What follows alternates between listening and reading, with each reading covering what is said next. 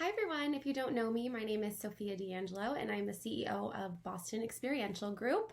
If you haven't heard of us before, we are an experiential marketing agency based out of the Seaport in Boston, and we tackle everything from consumer experience and brand activation to sponsorship strategy, pure event production for nonprofits, private parties.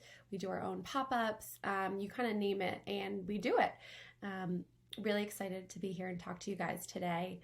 I'm going to start these kind of small web mini series, going to be about 10 to 15 minutes. They are going to be aimed at the event planning and vendor community, but it's definitely tips and tricks that are applicable to all small businesses. So definitely going to get something out of it no matter what. These episodes are going to be totally free flowing and unscripted. I'm probably going to ramble a lot. I'm probably going to stumble over my words, but it's going to be on brand. So we're going with it. But hopefully this will be helpful for you and you'll get something out of it. I know a lot of people are doing these right now, but I thought about it and I just thought, it's always good to get another perspective and to hear, tips and tricks is something that might be a little more applicable to someone who's in events. So, gonna be honest, I'm gonna start this off by saying this is not what I feel like doing right now. We are an experience agency, so we are used to creating experiences with people in real life. That's what we do, but we're all pivoting right now, and I think that's the first and most important thing that anyone should be doing who owns a small business. You have to get creative.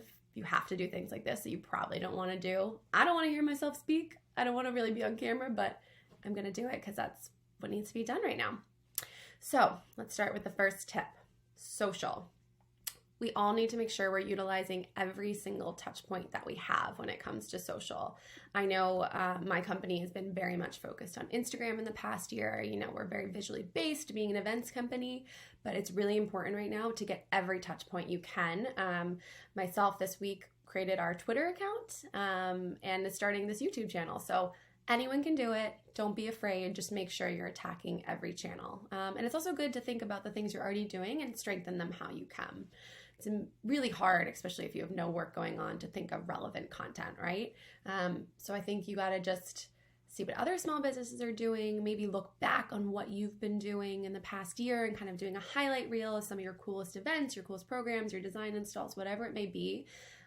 People need things to look forward to right now. So they're really going to relate to that content and they're really going to be excited to see it in their feed. So don't feel bad about, going back and pulling from past projects. Just to kind of list off all the platforms I'm thinking of right now. If anyone has anything else I think we should be doing, please comment here. But obviously Facebook and Instagram are really important. Creating a Twitter, really beefing up your LinkedIn, like not only posting your own articles, but commenting on people, sharing what other people are doing that are relevant to your company and relevant to your clients and customers is a really good way to beef up what you're doing on LinkedIn. YouTube, obviously extremely important, as I'm doing right now. And the beauty of YouTube is starting with a long form content piece and then cutting it up smaller is a great way to attack multiple channels. So I might use a clip of this, something small, 6 to 15 seconds, post it on my Instagram and drive people right back to the YouTube. So I would definitely start with that first in kind of that long content form. Pinterest is another place that people often overlook, especially in our industry. It's a great time. I think you're going to get a lot of enjoyment out of that one too. It's really inspiring. It lets you be creative without having to do too much work, and it's just super, super relevant to our industry. So make sure you're on that. The only one I haven't gotten behind yet is TikTok. It doesn't make sense for my business. Personally, I don't want to do that, so that's what I'm skipping. But if it makes sense for you and you think you could find joy in it and bring joy for your consumers and your customers, go for it. Absolutely do it. The last point on this is I want to know what else you guys are doing. So please comment and let me know what other platforms you're on, content you're finding relevant for your business. You never know what you share now could be super relevant and helpful to someone else with a small business. So just to kind of recap what we're doing, and maybe we'll, just like your comments will inspire some of you, I am doing daily posts supporting other small businesses within our industry. So restaurants, venues, florists, bartenders, anything that's relevant to the event space. If you can help support them, it's not only gonna, be great and help the other vendors who you care about so much, but consumers really resonate with that too. And people are really doing what they can to shop small and local. So I definitely suggest that. Tip number 2, use this time to catch up.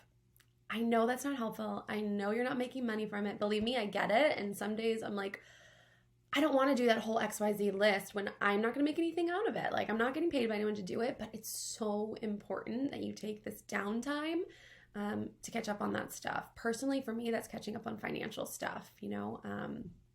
As a creative, I don't love numbers. It's definitely not my strong suit. And I'm really using this time to kind of take an internal audit of what's been going on the past year, what projects are making me the most money, what projects, I need to raise my profit margins on, all that good stuff. So try to look at things holistically on where you're behind. It might not be finances. It might be marketing. It might be, I don't know, consumer leads, generating consumer leads. Whatever it is, take this time now to catch up on that long to-do list. I've just been challenging myself every day to do one thing on there. And if I get one thing done in these times, that's good enough.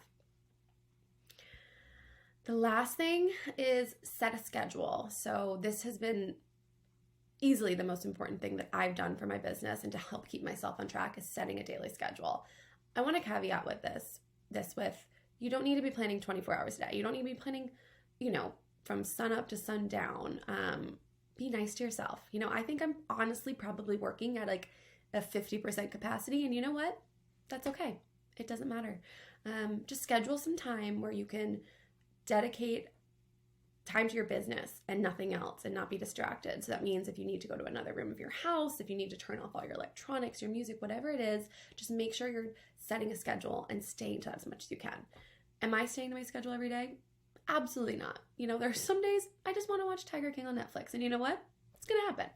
Got to take care of yourself. You can't take care of your business if you're not taking care of yourself. But it's also to make sure you don't fall into this pattern of, I'll just do it tomorrow, or, I don't need to be working right now because I don't have work coming in. This is absolutely the time you should be working because you don't have work coming in. Do whatever you can to just get yourself out there, to keep delivering content, to keep being relevant within the industry. And at the end of it, just be nice to yourself. We're not all going to be super productive right now. We're not all going to check off that massive to-do list we've had, waiting around a year now. If you're me, I definitely have some items that have been on there a year. But just be nice to yourself. Remember, we're all in this together.